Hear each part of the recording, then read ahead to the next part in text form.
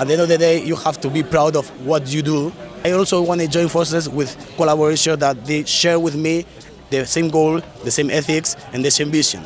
Hello, I'm Jelle for Calisthenics Worldwide, and today we are at After SWUB, the jam of the year at the park in Madrid. Here we will have a conversation with many athletes about how they make a living in calisthenics, and we want to have this conversation because we think it's very important to grow the sport, for athletes to get around and that they have the time to train, and also that they can inspire others to do the same. So let's see how calisthenics athletes make a living.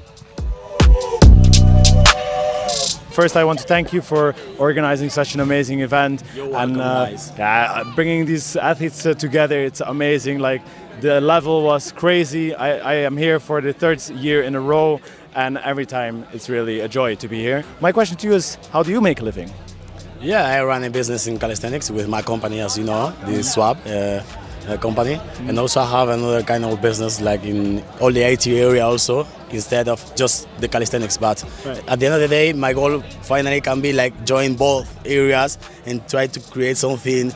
In your IT business, what is it that you do? We develop digital platform and website and all these stuffs. Yeah. All right, cool. So you have multiple people working for you. You have a team as well. Yeah, I have a team there in that division, and also the other team Bioco, for just the sports area and calisthenics area. 10 years ago, when I finished my studies, I finished the degree and the MBA also. Yeah. My mind was like, I want to create something that full me inside. Like, I want to create something like it's mine. You know, calisthenics is like my passion, and also IT. From when I was a child, I loved all the IT, developing IT, all this area.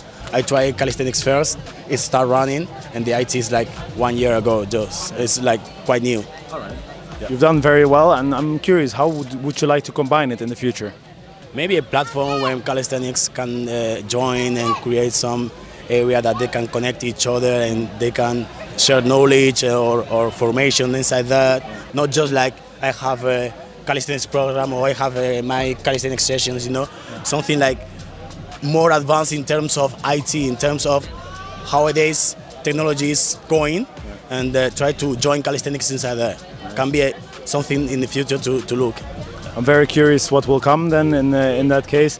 I think anyway, technology and also the internet has done a lot of good things for calisthenics to grow. I had a very interesting conversation with you at FIBO as well about growing the sport, and now I'm also very curious how you think the sport can grow for athletes and how they can make a living of calisthenics 100%, so that they have full time, you know, to train and to prepare for instance, big competitions like SWUB.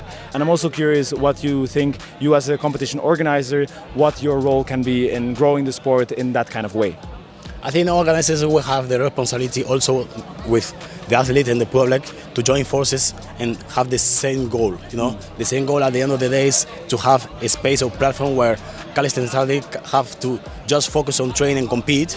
The audience have the best and better show as possible, and also the brands have this audience or visibility that they need to invest money. You know, you have to create this properly environment for each area to create something that even if you are athlete, you are audience, you are the company, you are like interested in joining because you earn something like in profit. We are like a quite small sector.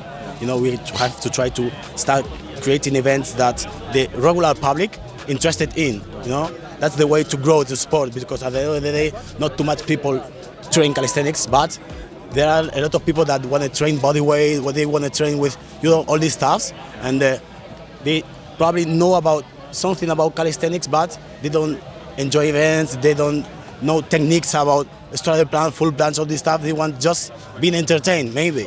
All the sport areas specifically, we have to maintain that, because at the end of the day, it's a calisthenics sport, but we have to join the entertainment inside that. That means that more companies will invest, because if you hire a company, you have to invest in event, you need numbers. That's it. I think that this is the point to follow. This is the goal. I talked with many athletes today, and there were a couple of points. So like, there are a lot of coaches, there's also a lot of products, a lot of apps, and those help people to get started with calisthenics, right? But indeed, we need to be able to reach the general public. And I talked about, for instance, there being maybe more gyms in the future. And I talked about this with Eric Ortiz, for instance, and he was like, he thought that the future lies in getting a sponsor or a big company that wants to invest a lot of money. And for instance, a big fish like Nike or Reebok. Like Reebok is actually a big one behind CrossFit, for instance. Yeah. And if we want a big party like that to invest, we need to indeed have kind of the environment for that, right? Yeah, and that is a good example, for example, Reebok and CrossFit. What's happened with CrossFit? They open the sport to the regular public. That's why calisthenics should do. Bring the attention of this kind of big fish. We have to find a way to open calisthenics events, the show of calisthenics event for the regular public. But that, like anyone, like my neighborhood, my job mate, can join and can train, can enjoy calisthenics. That's it.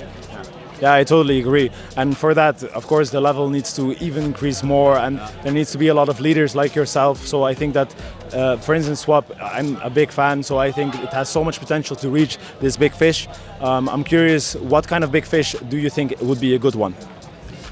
Depends of the goal of the ends. You know, we have our criteria and our ethics when we choose partners in this case, and no matter specifically the area, but the ethic and the goal that they have behind, and the social impact that they have behind, matters for us. You know, for example, my vision running my events is all this gambling. I avoid them because for myself, ethically, I don't want them next to my brand. For example, this whole area is out of any possibility collaboration with SWUB. For example, all these sport brands, energy drinks that people, calisthenics athletes use when they train, when they do the stuff. Yeah, it's like we can sit and have this conversation. But brands that like they have this negative social impact. You know, there are many of them. They only just focus on money. But at the end of the day, you have to be proud of what you do and why you do that. You know that. And when I run, in this case SWUB, I focus on I want to invest. I want a company that invests in my project. But I also want to join forces with collaboration that they share with me the same goal, the same ethics, and the same vision. That's it. I totally agree with you. I hope there will be a big fish that is going to be ethical and is going to be aligning with your point of view and your goals. And then I hope you can, together with that big fish, grow the sport even more. And then also the athletes will be able to pay their flight tickets, be able to put a lot of time into their craft, basically. And then in the end, the level is going to be so much higher, which makes it even better for the public to watch. And then just like people watch darts or watch skateboarding, even though if they don't do it themselves, they will watch calisthenics. That's the goal, man. Athletes should train for compete, audience should attend to the event, enjoy the events, and the companies that invest money should earn this return of the investments. And this is the goal that we have to follow in this sector if we want to grow. If we don't want to stuck in a niche, in a small thing, we have to open our mind and start thinking about this. It is so inspiring to see the athletes who do freestyle or statics, but also I think for the general public, like endurance and street lifting, like you do yourself, are also really, they can reach such a big target audience. Maybe people look at freestyle, but they do one of those, endurance or street lifting. Do you think that we should stay united, street lifting, endurance, and it's not split up, it's just everything is calisthenics? For my goal, yes. Because I grew up when I started training in 2010. For me, calisthenics involved the whole areas. Street lifting, reps and sets, and freestyle, even the only statics competition. All of them, they are, at the end of the day, for me, from my point of view, is calisthenics. We have to be united and share the common goals, I think. I really hope that you as a person, you as a company, your brand, that you can work together with big fish and that you can create this environment where basically people can get to live the life you're living from passion, and that you can inspire more to do so, and that you can make people's dreams come true, basically. And I hope you can also do it, and that you keep on doing what you're doing, and I'm very happy that you're doing what you're doing. Thank you so much, man. Thanks, man. Thank you so much. Muchas gracias. Thank you. Gracias.